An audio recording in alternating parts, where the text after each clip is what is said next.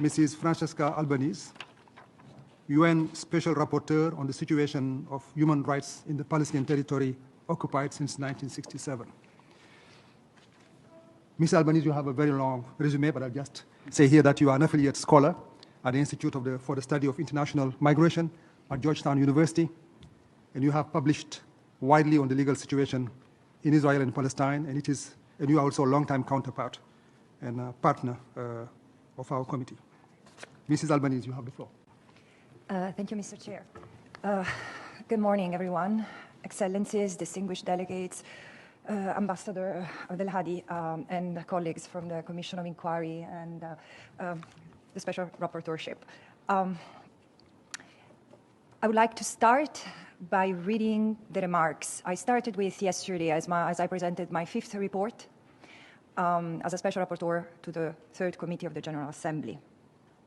In a year in which I was turned into a reluctant chronicler of genocide, I feel compelled to start by paying my respects to the victims and survivors of all genocides, past and present, including the Native Americans, like the Lenape people, who are the regional stewards of the land on which this institution stands. Certainly, the ongoing struggle of Native Americans and indigenous peoples everywhere to regain and maintain their rights on their ancestral land, like the Palestinians, would be less challenging if institutions like this one, premised upon equality and freedom of all and self-determination for all, were actually committed to addressing and unraveling the colonial past, beginning by confronting the prevailing colonial amnesia that affects many of them. And as Italian Holocaust survivor Primo Levi reminds us, it is the amnesia of the past and the erasure of its victims that allows history to repeat itself. And why did I start by reading this again and again? It's because history is repeating itself. Yesterday, I presented my 2nd report on genocide. Why so? Why do I insist in calling it genocide? Because it's so difficult to prove intent. Why don't you go with war crimes and crimes against humanity? Because it's genocide. Because if you go to a doctor and you have cancer and you are diagnosed with fever, you have a problem, a big problem, and it's the same with the people who's being genocided. Because it's not about a collection of war crimes and crimes against humanity that the Palestinians are experiencing. They have experienced through their entire life as a people war crimes and crimes against humanity. But nowadays, the situation is different. And it's very important that we understand what is genocide and why this is to be recognized as a genocide. Because in the same way as the international community has failed to protect the victims of genocide in the case of the Jewish people in Europe, and then the Bosnians in former Yugoslavia, and then the Tutsi in Rwanda. In the same way, we are failing the Palestinians. And I want to express all my respect and solidarity with the Palestinian people, because it's a torment to be here as a Palestinian and having to tell all of us about the genocide that their people are experiencing. Because a people is like a body. You chop one arm, you chop one limb, the entire body suffers. And this is what a people is. It's something organic. And the same thing is the relation between the people and the land. For indigenous people, the land is not the place where they live. The land is who they are. And this is why we need to understand the bigger design behind what's happening in Palestine today. On the 14th of October, when, together with other special rapporteurs, we started to denounce, to raise the alarm that what Israel had started to do might be genocide, and there was a serious risk of genocide. And then as of November, 30 of us have said a genocide is unfolding. I also said on the 14th of October, under the fog of war, Israel accelerates the forced displacement of the Palestinians. And I do say that out of the scholarship that I've produced, because the way I know the question of Palestine is through the forced displacement of its people, since even before the State of Israel was created. Palestinians have been kicked out of their land amid the destruction of their villages and everything they had from 1947-49 and in 1967, and it continues. And what's happening today, it's much more severe because of the technology, because of the weaponry, but also because of the impunity that has been granted to the State of Israel over 76 years. The hubris that has led Israel to attack not just the Palestinian people or the Lebanese, and to the Lebanese also goes my solidarity in this moment, but the United Nations. This year has also marked an attack against the United Nations physically, symbolically.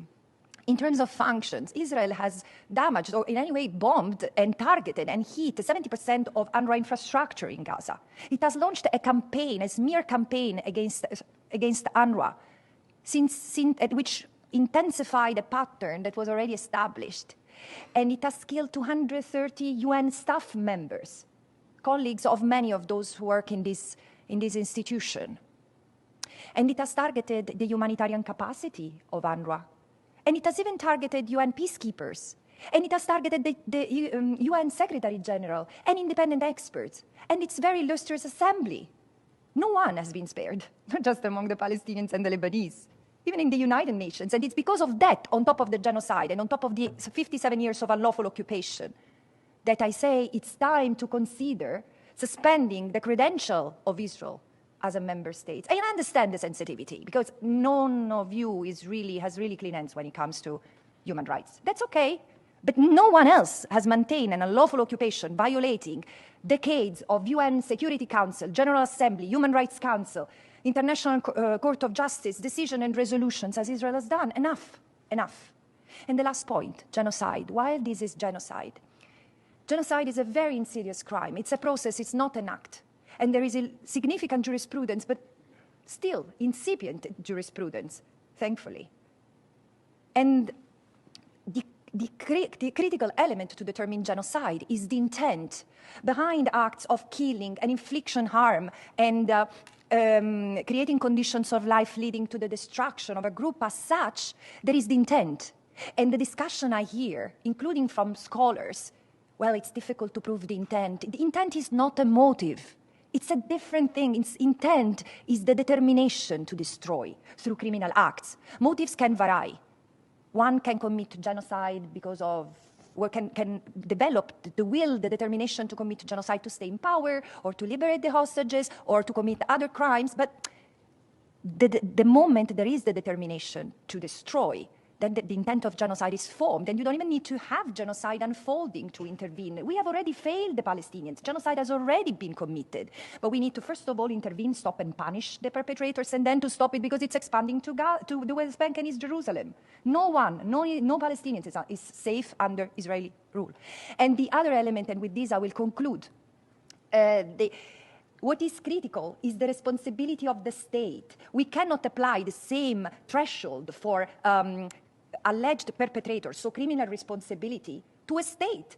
Otherwise, if we have to look at the paradox, preventing genocide would be an impossible mission if we have to wait until the guarantees that fair trial afford to alleged perpetrators are satisfied. We would never prevent genocide. But here, the responsibility of a state is evident, especially in a self-proclaimed rule of law system, which has checks and balances. It's not just the executive, it's the parliament and the judiciary. What have these bodies done in Israel to prevent genocide? Nothing. Not only, this is not the result of action of some members of the government. This is a collective responsibility of the state of Israel. And because of that, I say, this is the first settler colonial genocide to be litigated in human history. The cry for justice behind this case will resonate across the globe and will make a difference also for other indigenous people that have never seen a day of justice.